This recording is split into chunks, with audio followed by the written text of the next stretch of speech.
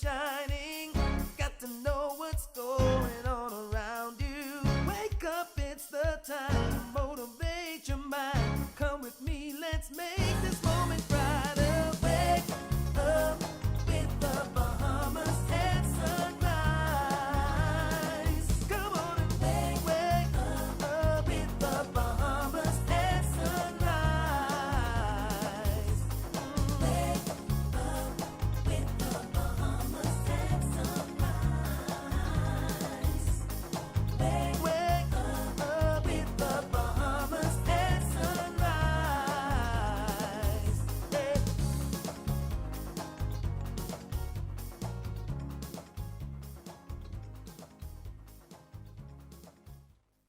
Good morning and welcome to Bahamas at Sunrise. I'm Anastasia Palacios. Good morning. Happy Monday to you. I'm Philip Simon. And of course, it's our pleasure to be back with you after what we hope was a wonderful weekend for you. We're certainly hoping that you're also looking forward to a great week. And we know that we've got a great show lined up for you. But as always, I take this time to find out how my co-host enjoyed the weekend. I was about to ask what weekend. I mean, was there a weekend? Was there a weekend? But fleeting, right? Star was good. A little bit of everything. The days kind of meld into each other. I did a little bit of work. Went off a little yesterday, and I think I sent you the video of us working on the island there, Key, making things happen. Star, Yeah, work. I just, I like that we use work. We'll go with that. But yeah, no, certainly the holiday season is upon us. I know some people are resistant to this and celebrating Christmas early, but it certainly feels like we are very busy. It could be, of course, because those emergency orders ended this past weekend, and now are providing a lot more flexibility for people to gather and to do things, host functions, etc. But I just feel like it's been a whirlwind for me in particular over the past 3 weeks. Most of it, like you say, the work related more so than party related, getting ready to go into this summit with my good friend Teresa Monroe this weekend. And we're looking forward to it. It's going to be dynamic, but boy, there's always so much work that you put into these things before they happen, right? So yeah, Phil, I agree. A very busy weekend, always exhausting with children. There's always some kid's birthday party to attend, and just do the best that you can. Well, listen, it's the 15th of November. Speaking about birthday, Star, I believe somebody very special is going to be having one this week. It's tomorrow, and I get a communication every year, and I look forward to it now from a very special lady. Her name is Hanna, and she says, "Wish my baby a happy birthday. Make sure that she knows that this is coming in from her mom and her siblings. So on behalf of your mom and your brothers and your sister, happy pre-birthday, Star. I know you're a birthday type of girl. So tomorrow it is. What number is that tomorrow? Just school little 31. I wish. Actually, no, I don't wish. That's unfair. I am actually quite proud to be celebrating my 33rd birthday tomorrow.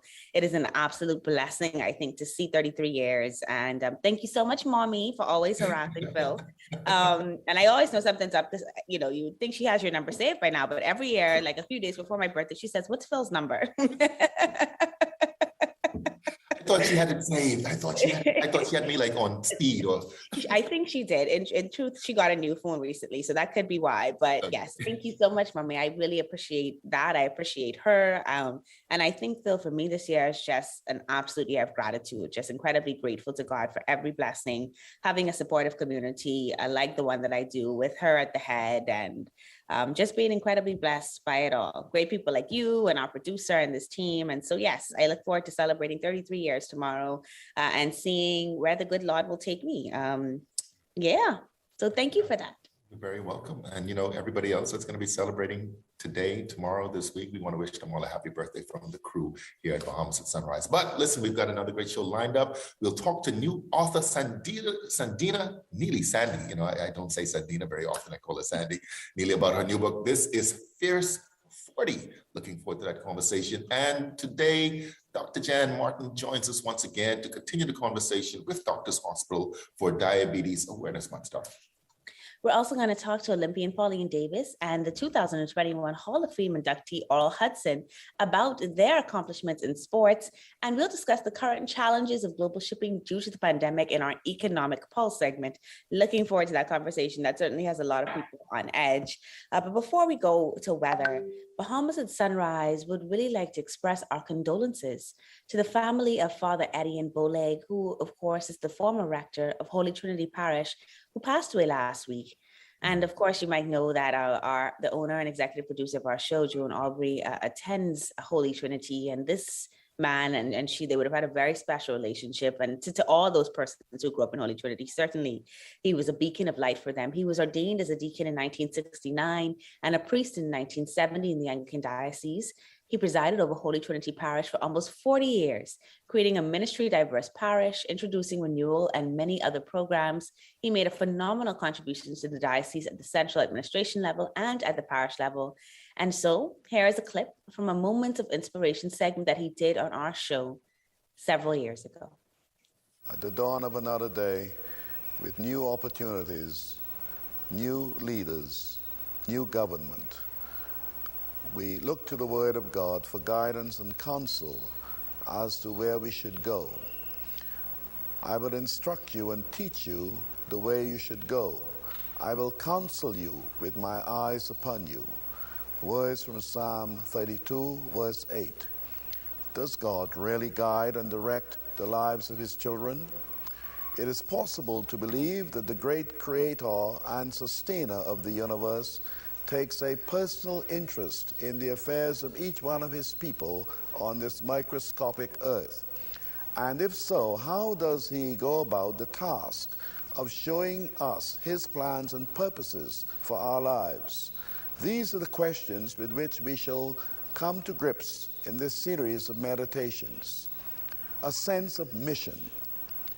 Many Christians know little or nothing about personal guidance from God. They go from event to event and live a kind of hand-to-mouth spiritual existence, a spiritual and moral opportunism. They have little or no sense of destiny or mission. Hence, their impact upon life is feeble. Only people who have a sense of mission and those who know what it means to be guided by God accomplish things. Without that, life lacks a goal and the dynamics to move towards that goal. You do not have a sense of being, and then you become victims to circumstances. We are circumstance-directed instead of Christ-directed. Guidance is not a spiritual luxury for rare souls, but a minimum necessity for every Christian. Those who are led by the Spirit of God are sons of God. No leadership, no sonship. Dare to believe it. The Almighty God at whose word the great planets spin and whirl condescends to say to you, I will counsel you with my eyes upon you. What a beautiful time to look back at 2002 and see all that he has done for our nation and, of course, the church. The diocese thanks God for his life and his service. May he rest in eternal peace. And now, Phil, let's get a first check on weather with Godfrey Burnside.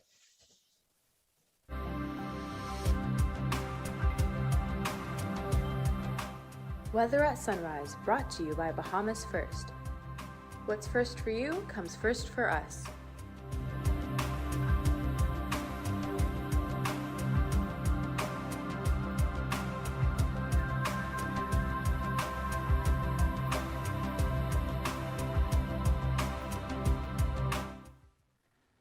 Thank you, Star, and good morning, Bahamas. In your first look at weather sunrise, we do have a stationary front boundary across the central Bahamas. It indicates on Marquette Islands and South Willow this morning, and that's producing some shower activity.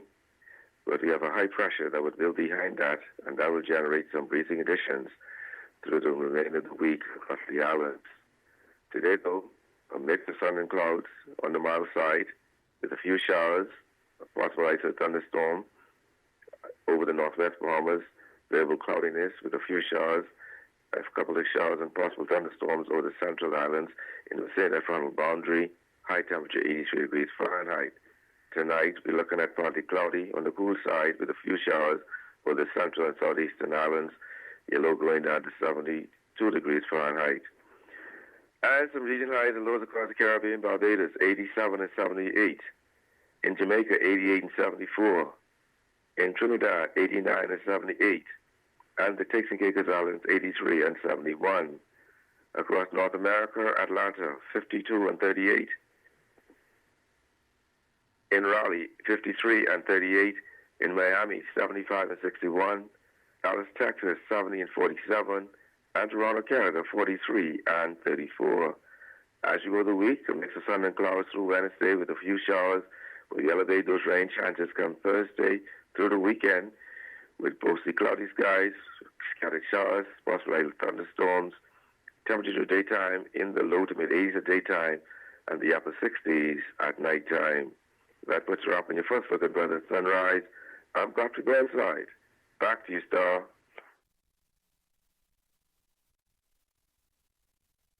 Welcome back to Bahamas at Sunrise. The National Sports Hall of Fame is the highest award the Bahamas government gives to individuals for their accomplishments in sports. And today we get to talk to one of its new inductees. Very happy to welcome some good Elutra people, Mr. Oral Hudson. And he, of course, is joined today by Olympian Pauline Davis-Thompson, who, of course, represents us both at the ministry level and at the international level in all things sports. And so we welcome both of you today to Bahamas at Sunrise. Thank you so much. Glad to be here. A pleasure to have you both here. And Mr. Hudson, congratulations. Thank you. Thank you. It is such an honor. How do you feel? Elated, speechless. Okay. It was speechless. I was just speechless when they called me, and I said, "Are you serious?" So I'm elated. One word, elated. I received that. I understand that, to give your life to something and then to have it recognized. And I think sometimes we just do things because we love it, we're passionate about it, we're good at it, and we try to pursue that to the best we can. And then to see that other people see that is a true blessing. Yes. And so you, of course, are receiving this for your career in volleyball. Yes, ma'am. Volleyball. I started when I was 14 years old. Mm-hmm. I made the national team at 16. Started on the national team at 17. And went on from there. The rest is history. All right. And so did that history take you off to college? I know that you have some basketball in your genes as well. Yes. So talk to me about your athlete journey. Well, back in those days, we played almost every sport. Okay. So I did track and field, softball, soccer, basketball, volleyball. Okay. But volleyball was my main catalyst, and then basketball got my education. Okay. Got me my education. So I was able to go on a basketball scholarship because I played both almost at the same level. Okay. And I went off to youth, Alabama first, junior college. And from there I came home, worked for 2 years, then went to St. John's University, where I played basketball there and also coached volleyball at St. Ben's as an assistant coach. Okay. And then came back home and just stuck to volleyball after that. All right. So you assistant coach volleyball at St. Ben's. And of course, anybody who has any sort of SAC connection or who knows, there's so many Bahamian students who've had the opportunity to get connected to education because of St. Ben's and St. John's. So That's it's exciting to hear that you coach there. That's right. Did you also coach here at home? Yes, I coached locally with the Bex Ravens for I think 8 years. Okay. That's just the females team. We never won a championship. We won the pennant, but never won the championship. Okay. Yeah, but 7, 8 years I coached the Bex Ravens team, ladies team. Excellent. Well, congratulations to you. Thank you. There's a lot of coaching. Wherever I see people playing, I will coach. I help at high school levels, church levels, wherever. Okay. Yeah, and so you still coach to this day? No, not anymore. Okay. Again, because I work nights, it's difficult to get out to coach now. Okay. All right. Well, the award speaks for itself. You put the time in, and the award comes. Pauline, of course, we've recognized you since we heard your song and saw you win that medal for us several years ago now, and then continue to be proud of you in this previous Olympics, watching you put the medal on Shawnee and just be in that space where you could speak for us, right? And you told them that, even though Crimson Tide rolled deep, that Stevie was going to win. And I say, tell the people, Pauline, tell the people. But, for you now to see so many other Bahamians being recognized, how does that feel as a fellow athlete? I feel really great because I remember when I first started my trek, people used to tease me and say that I was the only Bahamian athlete. And for a while that was so. I was the only one on the international circuit wearing the Bahamas colors and representing the Bahamas. But I kept saying to them that they were coming. Right. They didn't see them yet, but trust me, they are coming. Right. And I remember, even with the 4x1 with the Golden Girls, I remember we were sitting, I think we were in Zurich, and I was having a conversation with the Jamaicans, with Merlin Oddie and Juliet Cuthbert, who happened to be my great friends. And I was telling them that we were going to beat them in a 4x1. And they were looking at me like, are you crazy? That's never going to happen. And I remember my other good friend, who is also Bahamian, Andrew Times, was there with me. Andrew was like, yeah, we're going to beat y'all. Pauline ain't lying. We get some up-and-coming sprinters coming. And so when we burst onto the scene, Right. and we start cutting their hip, they were like, wow, you really was serious about it? I said, yep.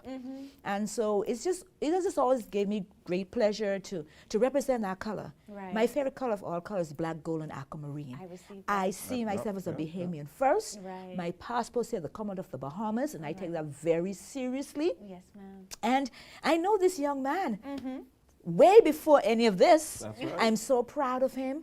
We used to flip burgers at McDonald's together. Oh, wow. Back in the day. Wow. And I also know him as a fellow athlete. Right. So I'm just so thrilled for him, and to see that he's getting his roses before he closes his eyes. And it's so important that the powers to be understand that you should give persons their roses before their eyes are closed. Right. It's not their family member that the one that did it. They're the one that do it. And Oral, I am so happy to see this smile on your face. It's so deserving. Thank you, Pauline. For all the Thank years you. that you put in, and being the kind of man that you have become in life, and Thank being you. such a leader in our country. I'm so proud of Thank you. you, Pauline. This Thank you. is a Thank beautiful you. moment for you, Melissa. You haven't even been distracted because I think Right. about McDonald's nuggets. Yes. But I will tell Right, you right. that it's just great to see both of you in this space at this time, having put in the work. And I think that's what I want people to pay attention to. Yes, That it yes. takes dedication, it takes discipline, it takes sacrifice and going and coming and sometimes being in new spaces. But wonderful things can happen when you're willing to put in the work. Pauline, it's a Sports Heritage Month. So what else is going to be highlighted during this month? Well, we're doing lots of different things, and really the focus is really on athletes and what they have done to bring notoriety to our country. A young man said to me the other day, I was at the farmer's market, and he said to me, when he met me, he said, I never even knew the name Bahamas until the Bahamian athletes. He said, that is how I knew the name Bahamas, and that is how I started paying attention to the Bahamas. And that is what sport does. That's what persons like Oral do. They bring notoriety to our country. And so it's important that we celebrate them in every which way we can. Let them know how proud of them we are and the things that they have been able to do for our great country, because we want to inspire the next generation of athletes. We want to inspire them. One of the most scariest things for me is when I saw John Quell Jones decided to go and compete for another country. My heart, I kid you not, it dropped to the bottom of my foot. And I still right now sit on pins and needles because I'm literally afraid that she has kicked that door open for others to do the same. And I hope not to be alive to see that. I think you all continue at all, right? And in months like this, continue to remind us of why it's so important. So I love to hear you talk about your pride as athletes and to represent us. And I hope that translates. Mr. Roberts, I'll give you the final word. Anything that you want to say to the Bahamas or to other athletes as you celebrate this moment and bask in what should have been, and we're glad has come for you? I always tell people, do what makes them happy. Okay. If you're going to be an athlete, remember it's going to be a big sacrifice. I remember getting up 5 o'clock in the morning before I go to school to go and run Cabbage Beach and Government's Bay Beach, and you have to put the time in. And the thing about sports, it prepares you for life. The discipline you need to be an athlete, you will find you need that on your jobs. The discipline you have there will take you through everything you go through in life. Everything. Discipline is the word. Discipline. Yeah, it's discipline, it's dedication, Yes, it's determination, and it's desire, the 4 Ds. That's right. You have to have those. It's like baking a cake. That's right. As an athlete, as Oral just said, you have to have those 4 ingredients as a part of your character in order for you to have success. That's right. Like Oral has had, and right. all our other inductees, persons like Laverne Eve and Gina Mackey, Yes. and all these great Bahamian athletes who have done such great things for our country. They are now getting their roses while they are still alive. And we have some posts some Posthumous as Some well. died, Yes, Yeah. yeah, you know. Yeah. But Yes. for the most part, I'm just so thrilled because I know majority of them, Right. and I'm just so thrilled that they put on the black, gold, and aquamarine colors of Aquamarine. our country, and across their chest it says Bahamas. Bahamas. Yes. Indeed. Well, Yes. thank Right. you all so much today for Thank joining you us on too. Bahamas at Sunrise. Black Gold Aquamarine. There you go. Yes, baby. And we're grateful, we celebrate you, and we're going to have more to come in just a minute. Welcome back to Bahamas. First, it's more than just our name, more than just our achievements. It's our nature, and it's where we put our customers. At Bahamas First, we've refreshed our look, but our nature remains the same. We design insurance solutions that protect our customers from life's uncertainties, whatever they may be. We equip you for the future so that you can recover stronger. Bahamas First, what's first for you comes first for us. The sports we play depend on the health we build. So let's stay healthy. Wear a mask and practice social distancing and hand washing to protect yourself and others. Remember, COVID-19 is not a game. A public service message from the Bahamas Olympic Committee. Our world has changed. Many businesses have been closed for months with little or no access to their customers until now. Rev Media can help you remain connected to your customers. Our trusted customized advertising packages and personalized consultants will provide your business with immeasurable support during this challenging time. Your customers are already watching. Rev Media can help you to remain connected. Call us today. Let us help you.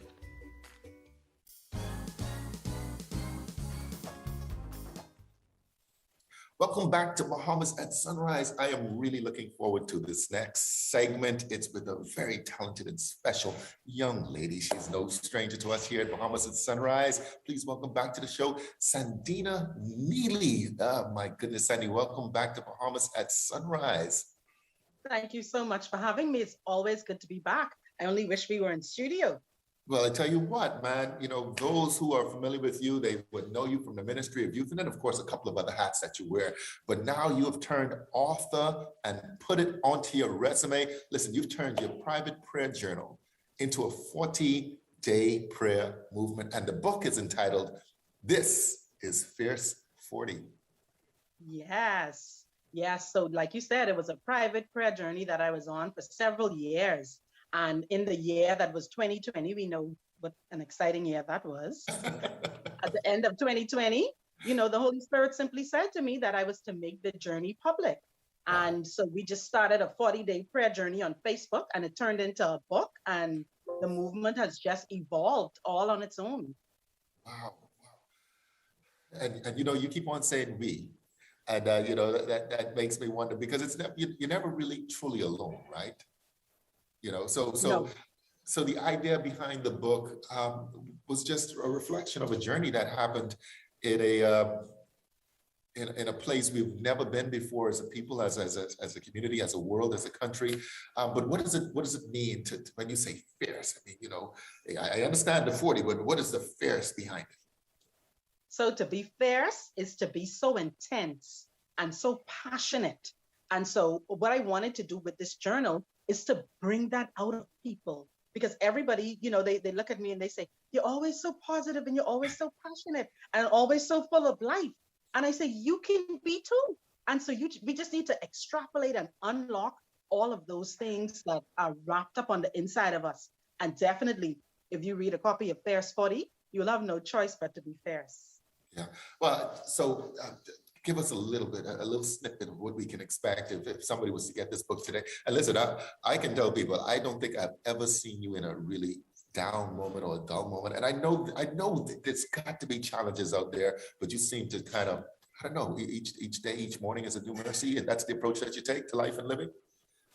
So let me give you this tip. Anytime you see someone that has a lot of highs, especially amazing highs, that's as low as the lows get. And so we're just out here ebbing and flowing. It's not all roses. We're not swinging off the chandelier every day, but more days than not, we are. And so the book, first we deal with the twins called worry and fear. You know, we take the time to allay people's worry and fears through the process of scriptures and what God says to us about that twin of worry and fear. And then we spend the remainder of the time in the book talking about hope and assurance. So we want to drive out worry and fear. Once that void is created, then we fill that with hope and assurance. And so it just comes together so nicely. Only God could have done it. I don't think I was smart enough to do that on my own. Well, through the power of the Holy Spirit, all things are possible, right? You talk about, the power of the Holy Spirit, but then there's something extra special about prayer. Absolutely. So for me, we all know that prayer is communication with God, but what kind of communication? And so for me, prayer is three parts. First, we have to listen.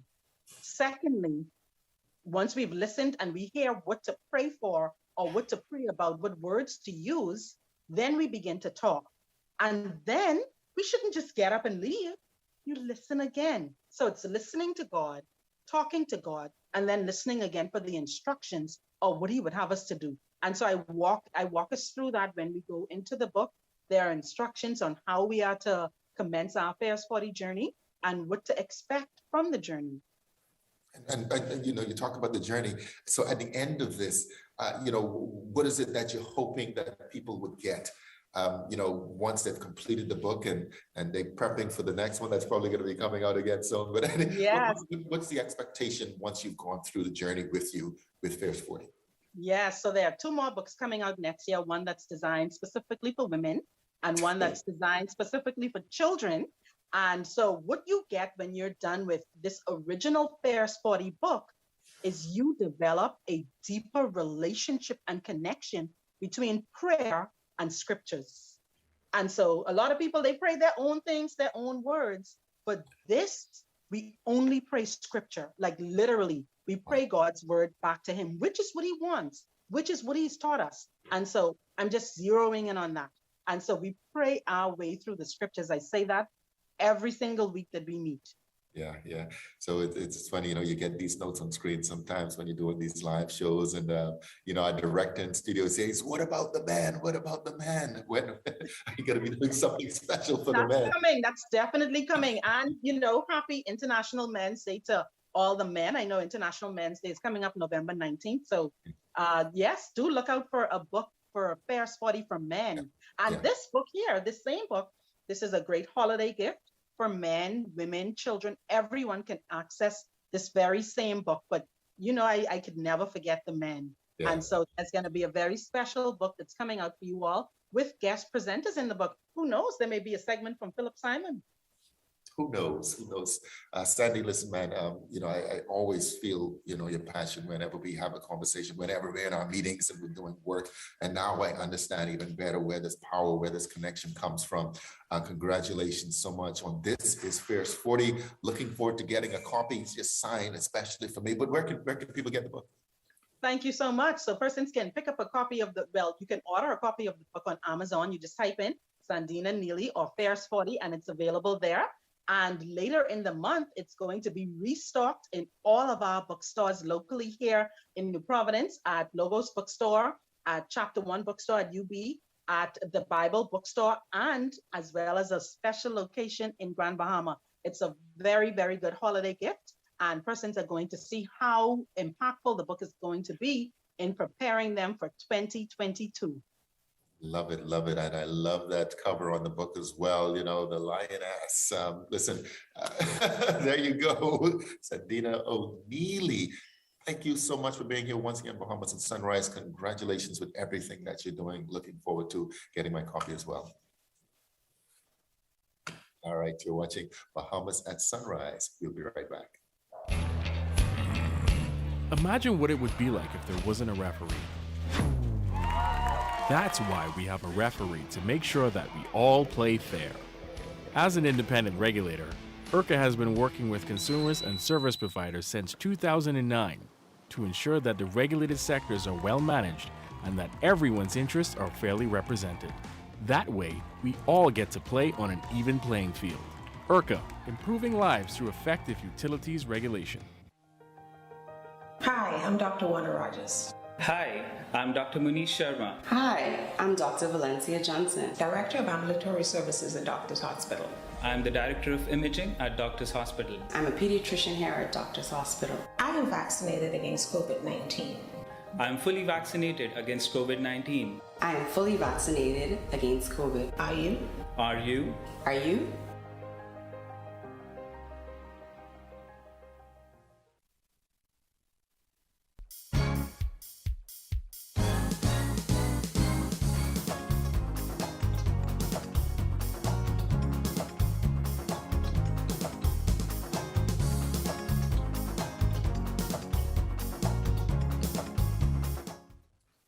Welcome back to Bahamas at Sunrise. We're at the halfway point on this marvelous Monday, and we've got more to come. I'm Anastasia Palacios. And I'm Philip Simon. Happy Monday to you indeed. I tell you, man, Sandy been keeping some secrets, man, but you know, she's just a very special woman. You know it. I mean, if anybody's ever met her, you know exactly what she's all about from the first second. Yeah, she's amazing. She's amazing. And I have the privilege of having the book, of having read through the book. And I can tell you that it is fierce indeed, as fierce as she is. And so certainly I want to encourage people. You know, what I love about Sandena is that she continues to grow in so many ways, overcome so many challenges. And the fact that she's willing to share that with us, I think it gives us all the opportunities to do the same. So really, as you're looking for Christmas gifts this year, please support Bahamian authors. Please support Bahamian talent, local made gifts. I'm excited, Phil, that coming up next, we're going to be talking about some of the global shipping challenges that people might have heard rumors about. But what we do know is that what we make in country, we don't have to worry about shipping, right? And so it's encouraging to know that, you know, we can support our own, even in the season of what might look like lack to others. There's a season of plenty, because this is the time for Bahamian entrepreneurs, Bahamian authors and creatives to really emerge, and then for us to support them by spending our money with them. Yeah, no doubt. And we'll be talking with Dr. Jan Martin. She's here to talk about managing diabetes through lifestyle changes. We've touched on this many times before here on Bahamas at Sunrise, but she's back really to expand a little bit more on that. But now let's take a second look with weather at sunrise with the man, Godfrey Burnside.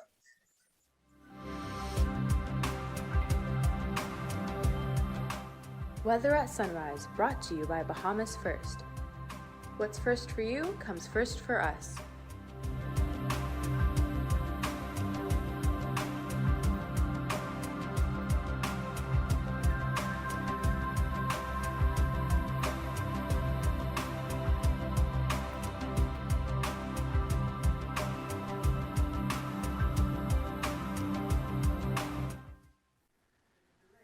Thank you, Phil, and good morning, Bahamas. And your second look at weather at sunrise, the tropics. The tropics remain quiet, and the tropical cyclone formation expected during the next 5 days. On local scene, stationary from a boundary across the central Bahamas, still producing some showers and isolated thunderstorms, but high pressure on all the islands will build, and that will generate some windy conditions over the next several days. In the marine forecast, winds today north to northeast of 10 to 15 knots, sea 2 to 4 feet, with the northwest and central Bahamas, those winds increasing 15 to 20 knots, seas building 4 to 6 feet by afternoon. Winds northeasterly at 10 to 15 knots, sea 2 to 4 feet over the southeastern islands. On Tuesday, those winds northeasterly at 15 to 20 knots, seas 4 to 6 feet in northwest and central Bahamas, northeast to east at 15 knots, sea 2 to 5 feet over the southeastern islands. Then on Wednesday, those winds northeast to east at 15 to 25 knots, seas 5 to 8 feet over the northwest and central Bahamas, 15 to 20 knots, seas 4 to 6 feet over the southeastern islands. Your tides. You can expect a low tide at 11:09 this morning. Next high tide will be at 5:06 this evening. Low again tonight at 11:21. Sunset 5:20 this evening. Rising at 6:27. UV index 7. Your water temperature 77 degrees Fahrenheit. Honeymoon phase for this quarter. As you go to the week, you're going to make some sun and clouds through Wednesday with some showers, but you can elevate those showers coming on Thursday, Friday into the weekend with mostly cloudy skies, with scattered showers, light thunderstorms, 1 or 2 coming heavier times. Low temperature daytime will be in the low to mid 80s daytime and the upper 60s to low 70s at nighttime. Now for drop when you finally look at weather at sunrise, I just want to wish Star happy birthday tomorrow. Back to you, Star.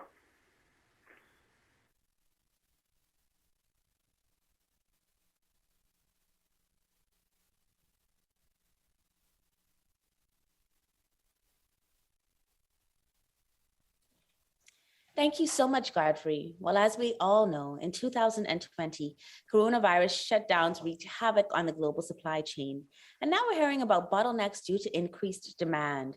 What is going on globally and how does that impact us here in the Bahamas? Here to discuss this, we're very happy to welcome Karlos Mackey. He's the president of Money Max and the principal for Prime Financing. He's joined today by Debra, who's the president for SuperValue, and Tameka, Hanna, who's the president of EBT Services and the vice president of the Bahamas Contractors Association.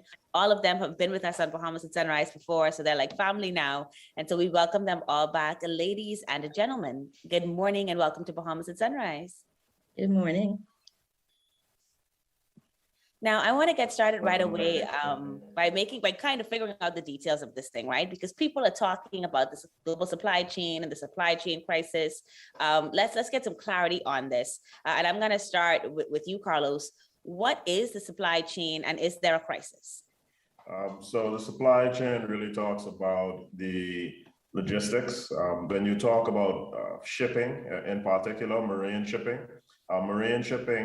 moves, you would say, the bulk of what would be transported as cargo around the world. So you're talking about food, building supplies, medical supplies, literally almost everything that you can think of for the most part moves by marine shipping. So what has happened is over the past several months, obviously with the pandemic, you've had a lack of, particularly in the United States, a lack of workers in the logistics industry. You're talking about shipping, you're talking about truck drivers, you're talking about longshoremen, what we would call in our country stevedores.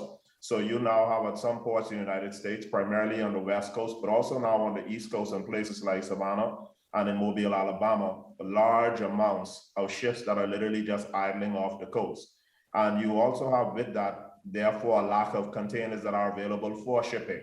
So you now have a situation where not only is it taking longer to ship, it is now more costly to ship because the amount of containers that would be available, because containers usually would get offloaded and then they would be back in the mix to be filled again. These containers now are staying out, in some cases, 60, 45 days longer than they would be. So everything now is going up. So you're seeing escalation in prices, escalation in wait times, and therefore there is a bit of a crisis that has emerged in shipping, particularly, like I said, around marine-based shipping. Wow. Okay. So that's some interesting information. And I like that you broke it down, talking to us about, the way the truck drivers impact this, the way that human beings, right, impact the processes that we rely on as other human beings. And so I want to get some input from both the construction and the food services industry here in the Bahamas. Debra, I'll start with you in this. Are you seeing an impact in the retail sector? Of course, Debra's president of SuperValue. What challenges are there that you're seeing right now? And then again, what are some of the opportunities that you all have now that these challenges may be being presented? Well, there definitely is a challenge, like Karlos said, with all those containers in the ports not being able to move like they once were able to. We're finding that shipments that used to take, say, 3 weeks to receive are now taking, they could take up to 3 months. So of course, this results in us not being able to get our goods to the customers on a timely basis. However, this is not always the case. Fortunately, we are working around that as best we can. But, if this continues, that's going to be the crisis. I believe you. All right. And then we know the construction costs, Ms. Hanna, I have heard have gone up substantially. My husband, of course, is in the industry. And so, we were just having this conversation yesterday, and apparently the price of steel is just ridiculous. A friend of mine had quoted, gotten a quote for construction of her home pre-pandemic, wasn't able to get started before the pandemic, got that quote back. It is 3 times the cost of what it was beforehand. Can you talk to me about what's happening on the construction side, Ms. Hanna? Why are we seeing such an increase in those prices? Well, good morning again. I can tell you one thing, that since the pandemic hit us, the immediate cost did happen in construction. That happened immediately. That happened over a year ago.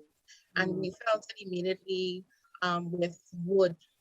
All of the deliveries that were coming from Europe through Canada and now the southern coast, you had a delay in not production, but a delay in delivery.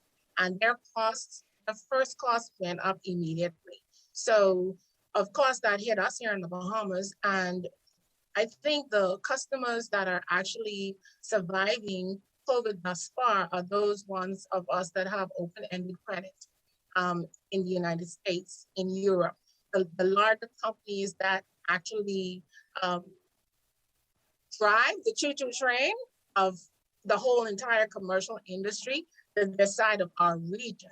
And those are the Walmarts. Those are people that would have had businesses in China. So you would see technology, construction, health, those persons who are at the top of their game that actually have the open-ended credit and would have had production, material on the production tables just waiting to be delivered to us. They were able to survive up until now. What I would say is that we are definitely in the middle of this pandemic, not only from the commercial standpoint, but you have health safety, you have food. Everybody is going to feel this, and there's no way to actually embrace it immediately unless we know how to. This has been our practice, and so far we've been performing okay, but we know that this is going to go downhill for most. And I thank God that the Bahamas is in the region that we are now. It seems that we are still being adopted. They're still holding us, and definitely the U.S. Government knows that we're their baby still. And I think that's going to be a blessing in the sky for us because of the zone that we're in. Okay, well, some hope there, of course, given our proximity, which has blessed us in so many ways, of course, in our tourism sector, which leans over into our construction sector, but which, of course, has an impact on our retail sector. So all around, we see these challenges. What we don't want to see happen is sort of like a mass hysteria. So we remember when the pandemic first started in the US, for some reason, toilet paper just ran off the shelves, and it was an issue with people stockpiling this toilet paper. Now we're talking about some more serious things like food, baby items. In your opinion, Ms. Symonette, do Bahamians need to be worrying about supplies over the next 12 months? Should, Ms. Hanna, people who are in the construction industry be stockpiling their wood? Like, what should be happening for the average Bahamian to protect themselves as we continue to navigate this? And I'll get started with you again, Ms. Symonette. Well, at Super Value, we're optimistic about the near future. And when I say the near future, say early into next year or middle of next year, because we foresaw this crisis, and what we did is started to build up our inventory. So we're constantly trying to keep it at least a 6-month level, so that if the supply chain crisis continues, we will still be able to meet the demand of our consumers. And we're also taking advantage of certain private labels that we're able to get. So customers are used to the brand names, but what they're going to have to do is, in certain cases, take advantage of other brands that are available, just to bridge the gap. So right now we're feeling okay. Customers don't have to panic yet. Okay, good. So this is good to know, right? But I want to tell my people, because if you like me, if my mommy used that brand, that's the brand I use. We might have to make some adjustments in just seeing that, okay, this is an equivalent brand. And I know that's hard for us, because when my other Bahamian friends call Tingsy, right? We like things to be in a certain brand, but we're just making sure, of course, that we can get through the season. Ms. Hanna, what about you? Do contractors need to be making sure that they're somehow, right? And if it's hard to get it now, I don't know how you stockpile it, but is there something that contractors could be doing to safeguard themselves as we look toward the next year? I would say that locally we've really been spoiled, because most of the contractors, we promote the local businesses, and very few merchants actually, bring their merchandise in container-wise. You would find that every single construction wholesaler that is here, or we really have maybe 3 large stores that cater to us. They're the ones that are used to bringing in their stuff in bulk, trailers out the trailers. I would say it's a great opportunity for contractors to dabble into shipping things in advance and in bulk, and either group it together to fill a container because it's actually cheaper to transport construction material containerized, and you can divvy it among yourselves, or there may be a project that you're on. Instead of holding back, do a little bit more due diligence in your planning and ship a container of half a house that you have a contract for, or the entire house. Take the dive in putting the money up front, and I'm sure that whatever commercial bank you're dealing with, or even the customer, the consumer, they would have already have that money allocated for you to use. It's very practical. And also for a consumer on the back end, if you have a client that says, hey, I'd like to purchase all of your items from the United States, we're going to save maybe about 15% if I'm doing this. But the plus is that all of your goods are on site. The material is pre-bought, it's on site, it's safely landed, and it's on your property or in the commercial store, whichever it may be. But that is a safeguard for contractors as well. Sometimes we like to do things in stages and say, oh no, I'm not ready to buy the material for the roof just yet. But there is value when the material is actually on your job site, and you actually can claim a payment for it through insurance and through whatever commercial agency you're doing business with at that time. So become a new little businessman for yourself and save some dollars. And yes, go price hunting, because we do have a very big disparity on island with building supplies. But you can. Awesome. Thank you for that. All right. And so, Karlos, I'm going to bring the final question back to you. You started us off. I'll let you, kind of end us off. We faced so much in the last year, Karlos. We really have. And now it seems like, I would hope that people have been kind of preparing for this, but it's one thing to think about it, and another to have so many other aspects of life happening, and then for this to come to the fore again. Is this the next daunting problem for economies such as the Bahamas? And then is there any solution, any sort of innovation we should be thinking about internally so that this does not happen again? Any final thoughts that you have for us on this entire circumstance? Yeah, so thank you, Star. I do think that this is going to be an issue for consumer economies and even to some extent producer economies, because again, you have right now in the United States, the Congress just would have passed somewhere around 1.7 trillion in infrastructure spending because they recognize that they have an issue. So there's going to be a lot more of these containers that are going to be moving by rail. The governor of Alabama and the mayor of Mobile have just announced that they're opening a new rail yard at that shipping port. So yes, the supply chain crisis can become a problem, particularly for major importer countries. But I would say this when it comes to our country and most countries in particular.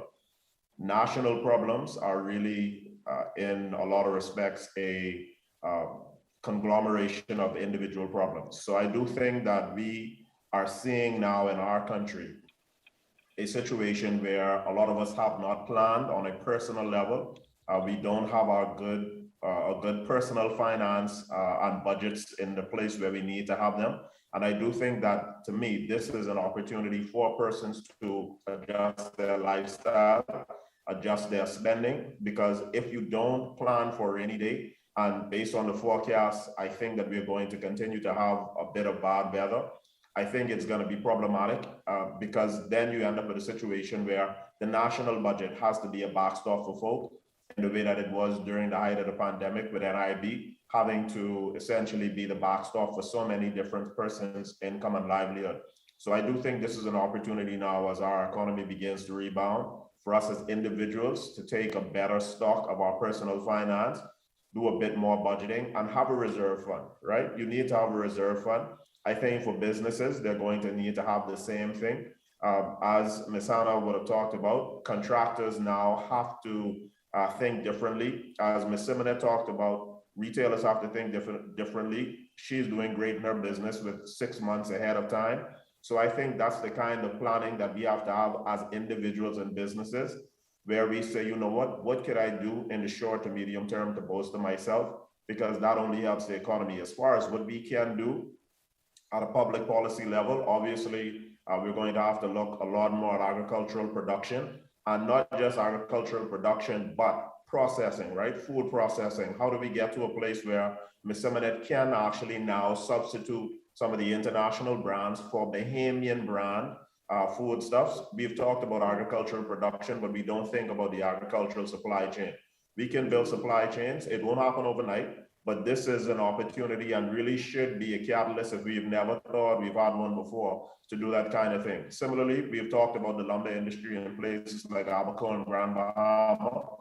This is an opportunity for us to try to figure out where persons like Miss Hanna and those can come to a Bahamian supplier and say, you know what, maybe I can't get all of the lumber, but maybe there are certain specialty parts of my lumber and plywood that I can get from local production. It takes us being a little bit more innovative and creative. There will have to be some risk capital. So hopefully the financiers of the Bahamas, whether that's your traditional banks, whether that's your insurance companies and pension companies who have all of this excess cash. I think one banker said there's about $2 billion in excess investment capital waiting in the market and liquidity. We have to be willing to put some things at risk, because if we don't prepare to risk some capital to improve our local supply chains, we're going to continue to be at the mercy of the global supply chain. Wow, Karlos, so well said. And thank you so much for that. Thank you to all of you for joining us. Of course, we were talking with Karlos Mackey, Debra Symonette, who's the president of Super Value, and Tameka Hanna, who is the vice president of the Bahamas Contractors Association. Thanks again for joining us this morning on Bahamas at Sunrise. Thank you, sir. You're watching Bahamas at Sunrise. We'll be right back.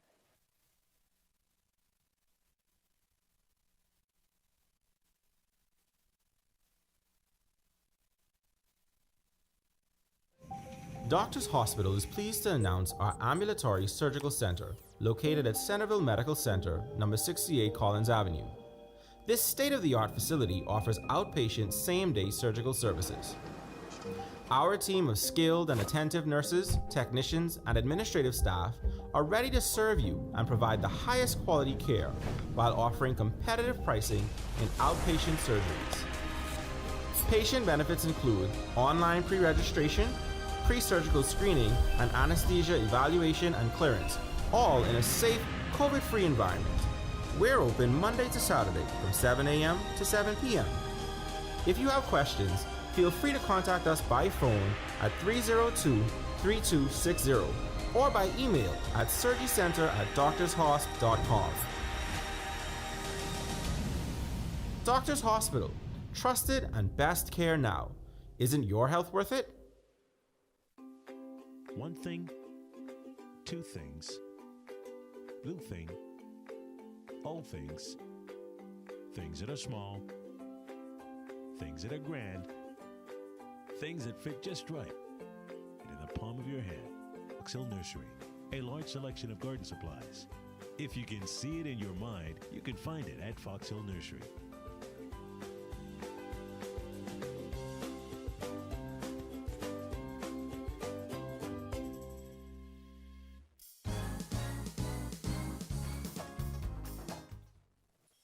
Welcome back to Bahamas at Sunrise. As you would have heard on our show Friday past, yesterday was World Diabetes Day. Today is our third conversation in a series of Doctors Hospital about diabetes awareness. Today, our expert will focus on lifestyle management. She is none other than Dr. Janet Martin, chronic disease and behavior therapist at Doctors Hospital Health System.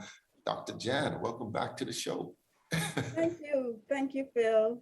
Always good to see you. Yeah, always good to see you as well. You know, we cannot state the importance of this topic.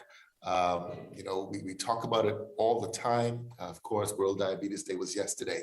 But how can lifestyle changes, and I think it's probably at the root of most that we do when we talk about health, but how can lifestyle changes impact those with diabetes? And then we also had discussed pre-diabetes. Yes. Those are some really good questions, Phil. The thing about it is type 2 diabetes is mostly related to lifestyle. Primarily lifestyle is what drives type 2 diabetes, pre-diabetes, and type 2 diabetes. And when we talk about lifestyle, you know, you and I always go back and forth on this show about lifestyle and changes and habits that can can place us at a greater risk for developing diseases like high blood pressure, prediabetes, and type 2 diabetes. And it is World Health Month with type diabetes and also obesity. And I must throw that obesity thrust in there because it equates to lifestyle as well and our lifestyle choices.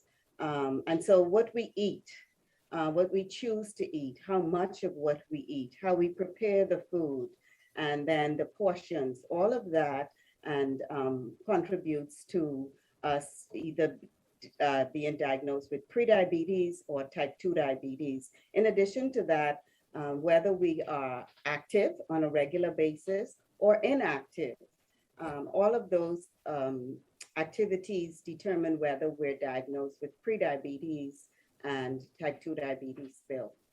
It's interesting. We talk about habits. You talk about culture. You talk about who we are as a people, not just us, but different peoples around the world. You brought up a particular way, almost as if it's not even a choice. From you're born, you're used to certain things and foods, etc. But how do you handle that? I mean, because obviously it sounds like it's an uphill educational battle that we're facing here. And so when you go and you assess a patient, particularly with prediabetes, what information is required? How do you approach that? And then how do you begin to change that mindset? Mm-hmm. That's a very good question. The thing about it is we first have to start with an assessment, and it's a comprehensive assessment. Usually a person is referred to me by their physician. I work out at Centerville Medical Center, so we have numerous physicians in there that would refer patients to me, children and adults. At one point, I saw an entire family of 4, both parents and both children, one in the teens and one in young adulthood with prediabetes. And so the assessment starts with the existing medical records. Whatever the doctor refers, when they refer the patient, they give me the patient comes with a referral form. And on that form, the doctor would have their A1C levels, whether they are high cholesterol, because cholesterol also is a lifestyle illness, or blood pressure. In some instances, a person may be referred with all 3 issues going on. But first, I look at the existing records. And because I could tap into doctor's hospital labs, laboratory results, I'm able to see and confirm those lab results. Then I take a personal history, a family history, personal history of habits, whether, food, would they eat, a nutritional assessment. I always do a 24-hour recall of what you've eaten in the last 24 hours, because we tend to forget what we eat. And so the 24 hours is pretty accurate. And so that's very important as well. I take the weight and the height to determine the body mass index. Now, what is also important in an assessment is the waist to hip ratio. So I measure the waist circumference and I measure the hip circumference. We know studies have shown that when the waist is larger than the hips, then we have someone maybe with a metabolic syndrome going on. When we talk about metabolic syndrome, we talk about 3 areas that may be higher: HDL, and that's the heart protective cholesterol. And if that is too low, then you're at a greater risk for cardiovascular conditions. Your blood pressure, if your blood pressure is over 130 over 90, then that's another risk that places you in the metabolic syndrome risk. And also a fasting blood sugar of more than 100 on a regular basis. And so the waist to hip ratio is extremely important during the assessment.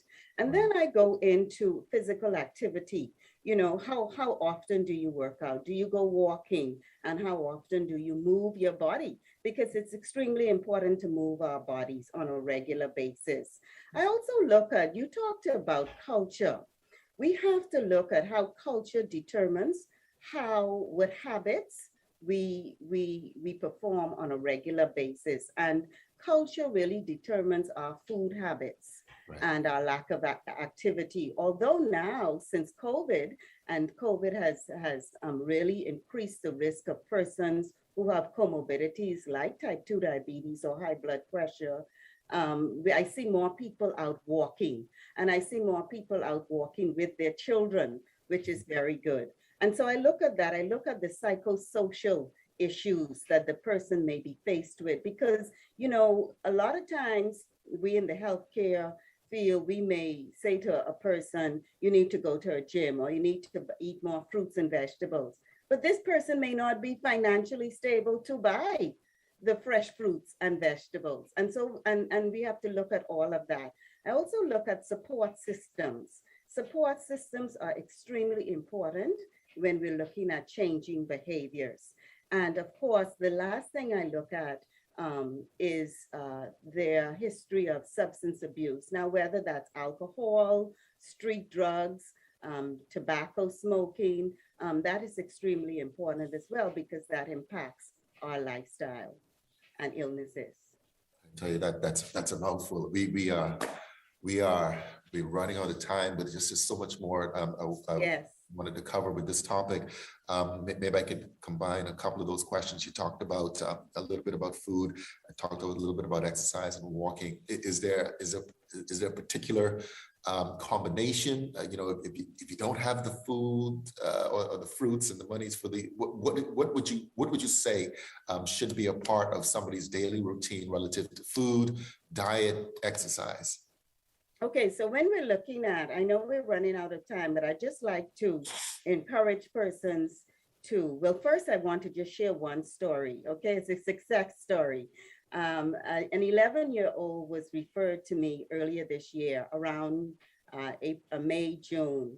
He was obese and he was pre-diabetic. His grandmother brought him into the clinic. He was referred by Dr. Williamson from Centerville Medical Center. And he's 11, so I had to teach him how to test his blood sugars on a regular basis. He brought his glucometer, he went home with his list, and his grandmother ensured that he stuck to a meal plan. Now, he's from a low socioeconomic group, so, you know, affording fresh fruits, fresh vegetables on a regular basis is not off, that won't happen as often. And so I encourage my Grammy to use the frozen fruits and vegetables. And when all else fails, then use the cabbage and throw some onions. That would make the pot a little healthier. And to stop the fast food, because that also initiated the lifestyle and increase in weight. Well, the young man came back. I followed up with him every 2 weeks. And in August, he saw the doctor. His A1C, that is the glucose that determines whether you're pre-diabetic or diabetic. He came back, he had a normal A1C, and he had lost over 30 pounds. And so doctor didn't put him on medication, and he's doing quite well. And so when we look at changing behaviors, we have to look at the food. We have to look at the amount of carbohydrates we're taking in on a regular basis. For diabetes, you want to have as low as 60 to 80 grams of carb in your meal per day. And then, of course, regular physical activity. The Diabetes Association suggests 150 minutes of walking every week. That's like 5 days, 30 minutes. And of course, manage your stress levels. I know that's a mouthful, but I know we have to go as well. Yeah, that was perfectly said. And the only thing I would add to that, well, reemphasize, because you already said it, is certainly having, that love and support surrounding individuals who have challenges. Yeah, Dr. Isaacs, Dr. Martin, sorry, thank you so much for being with us here again on Bahamas at Sunrise. It's like 6 other questions I wanted to get to. I know. But maybe we come back again. We'll speak with Doctors Hospital Marketing, and maybe we'll end the month with those questions since it's diabetes. And it is a very important topic. And particularly in the Bahamas, we're seeing a lot of new pre-diabetics and diabetics, and it is really lifestyle. Yeah. Thank you so much, Jan. You're welcome. All right, you're watching Bahamas at Sunrise. We'll be right back. Have you heard about Trinity Christian Schools? We are a family school located on Trinity Way, Stapleton Gardens. We offer quality Christian education from preschool to grade 6. Here are the reasons why you should choose Trinity Christian Schools. We offer quality Christian education. We are a family school. Our teachers provide individual support. Our class sizes are small. We offer a safe and happy environment. Our teachers are caring and experienced. Join the Trinity family. We want you to be a part of the Trinity Christian Schools. Come join us. We want you to be a part of our family.